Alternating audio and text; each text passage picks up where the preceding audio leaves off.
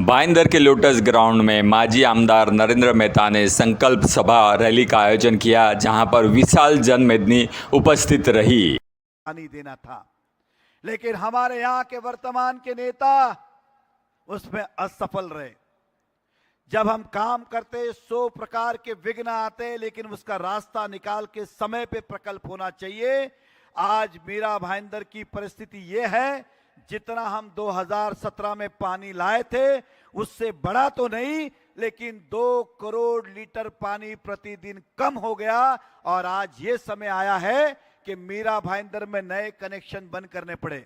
मैं कमिश्नर साहब से कहना चाहता हूं, इस शहर में हम भेदभाव कैसे कर सकते? एक व्यक्ति को पीने का पानी देंगे, एक को नहीं देंगे। अगर आपको तकलीफ है तो आप बिल्डिंग परमिशन बंद कर दीजिए, नई बिल्डिंग को परमिशन देना बंद कर दिए। जब आपके पास पानी आएगा तब दीजिए, लेकिन इस शहर के व्यक्ति को, नागरिक को पानी देना ये मानवता भी है और नेता का फर्ज भी है। बात और है कि पशु चिकित्सालय के अंदर इन्होंने ऑफिस बनाया। इस शहर में सबवे शुरू करने वाले भी हम ही हैं। इस शहर में प्रमोद महाजन सभागृह बनाने वाले भी हम ही हैं।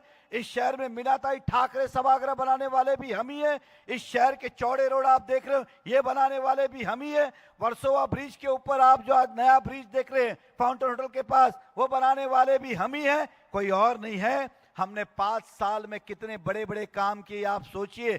क्या ये मेरे शहर की पहले जरूरत नहीं थी? 14 के पहले तब भी जरूरत थी, लेकिन आपको भी पता है हमारे नेता कभी कैबिन के बाहर आए नहीं।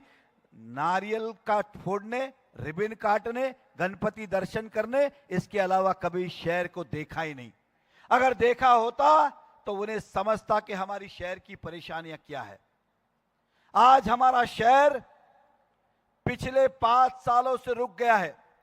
आपको बताना चाहूंगा, अगर आपका अनुमान है, मैं बहुत विजन देखता हूं। मेरे सपने इस शहर के बहुत बड़े हैं। आप मेरे सपनों पे कितना विश्वास करेंगे मुझे नहीं पता, लेकिन मैं वही सपने जीवन में देखता हूं जो मैं पूरे कर सकता हूं। मैं ऐसे सपने देखता ही नहीं जो पूरे नहीं हो सकते। ये मेट्रो मीरा भाईंदर में आएगी, गलियों में, आपके बिल्डिंग के बाहर, ये कभी किसी ने नहीं सोचा था, लेकिन हमने सपना देखा और उसे पूरा किया। 24 घंटे पानी, विश्वास दिलाता हूं आपका आशीर्वाद मिलने के बाद पहले 6 महीने में वादा है, हम पहले 6 महीने में 24 घंटा पानी आपको देंगे, इस बात का विश्वास दिलाता हूं। 5 सालों में शहर रुक सा गया है। 5 सालों में अगर आपको एक भी चीज अगर लगता है कि इन 5 सालों में ये हुआ है, तो मुझे आप बताइए कि ये वस्तु 5 सालों में हुई है। किसी को लगता है तो बताए कि ये 5 साल में बना है। हम वहीं के वहीं रुक गए, हम वहीं के वहीं रुक गए। एक काम भी इस शहर में नहीं हुआ जहां हर 3 महीने में मुख्यमंत्री आते थे, हर एक बार उद्घाटन करते थे, कुछ दे जाते थे, हम लेते लेते थकते नहीं थे, वो देते देते थकते थे। आज वो शहर का क्या हाल है? मुख्यमंत्री जी इनके कार्यक्रम में आए, लेकिन गणपति और दही हंडी के लिए शहर को क्या मिला? आपने शहर के विकास के लिए क्यों नहीं बुलाया? आज महाराष्ट्र में इतने बड़े बड़े प्रोजेक्ट हो रहे, आप देखेंगे आज कोस्टल रोड ये बन के शुरुआत है, अटल सेतु बना, कई बड़े बड़े प्रोजेक्ट हुए, लेकिन मीरा भाईंदर के हिस्से में 145 में क्या आया? हम अक्षम रहे।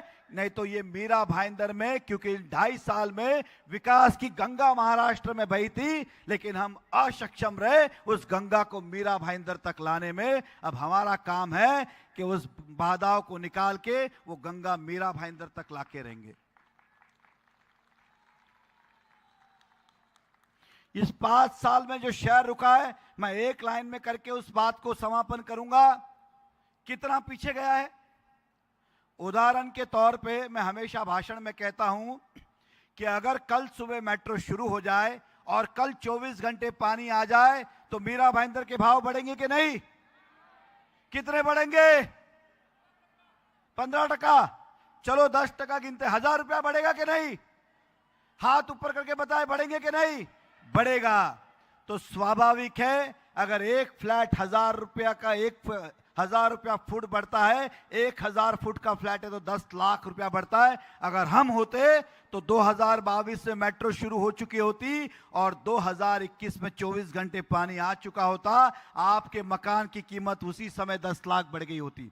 अब कितने पीछे गए हम, कितने पीछे गए?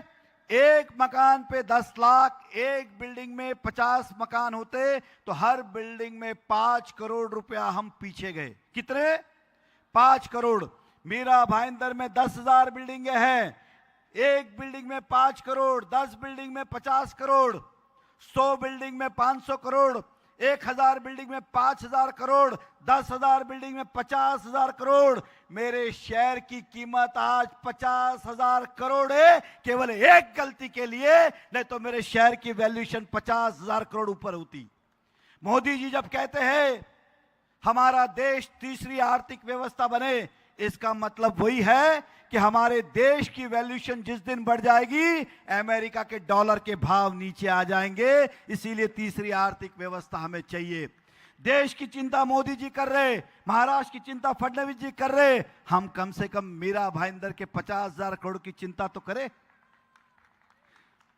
विदाउट गैस से अभी ये थोड़ा बहुत उड़ेगा ना, तो बिकॉज मोदी जी और देवेंद्र फडणवीस की वजह से उड़ेगा, इसके अंदर कोई करामत नहीं है। ये इसी तरह से भटकता रहेगा और हमको भटाते रहेगा। अगर आपको आसमान में ऊंचा उड़ना है तो हमारे साथ खड़ा होना है। भारतीय जनता पार्टीचा, भारतीय जनता पार्टीचा, भारतीय जनता पार्टीचा। जय श्री राम, जय जय श्री राम। बोलो सियावर रामचंद्र की, पवन पुत्र हनुमान की।